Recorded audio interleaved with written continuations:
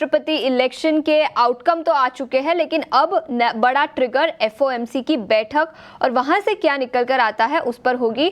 FOMC की 2 दिनों की बैठक आज खत्म हो जाएगी और उधर से आउटकम निकल कर आएगा।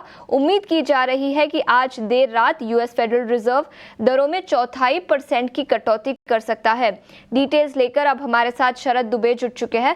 शरद, बताएं क्या उम्मीदें लगाई जा रही है?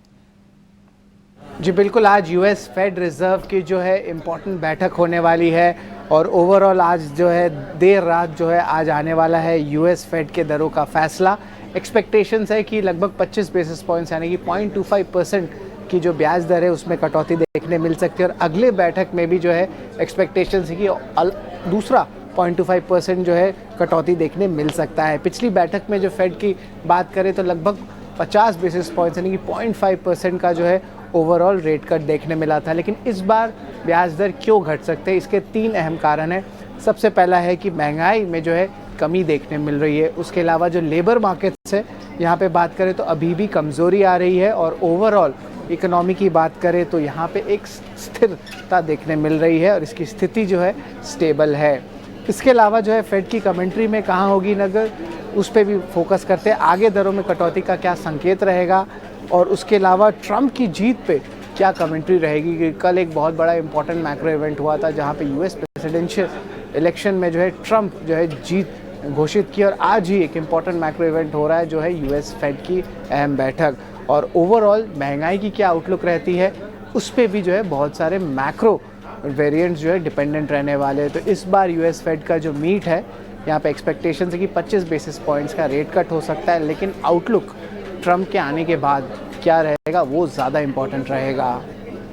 25 बेसिस पॉइंट का रेट कट, इसकी उम्मीद और क्या कमेंट्री निकल कर आती है ग्रोथ को लेकर, इन्फ्लेशन को लेकर, उस पर सबकी नज़र रहेगी। कल सुबह डेटा आता हुआ नजर आएगा और इसका डायरेक्ट इम्पैक्ट बैंकिंग और फाइनेंशियल शेयरों पर भी अगले कुछ क्वार्टर्स के अर्निंग्स पर दिखाई दे सकता है।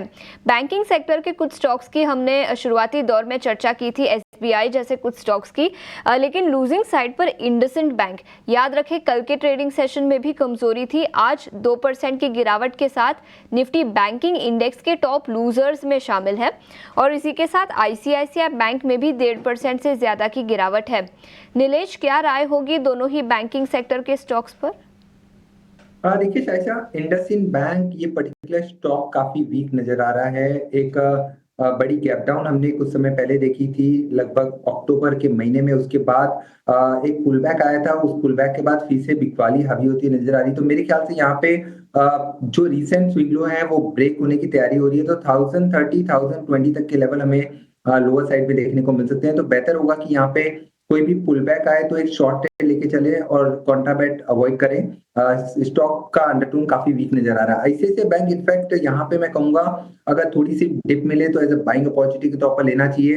1250 के आसपास का काफी अच्छा सपोर्ट है, तो उस स्टॉप लॉस से लॉन्ग पोजीशन अगर ऑलरेडी है तो बने रह सकते हैं क्योंकि मेजर स्ट्रक्चर यहाँ पे पॉजिटिव है। और अगर बाजार में रिवाइवल आता है तो आई थिंक आईसीआईसीआई बैंक यहाँ से हमें 1320 1340 तक के भी लेवल दिखा सकता है।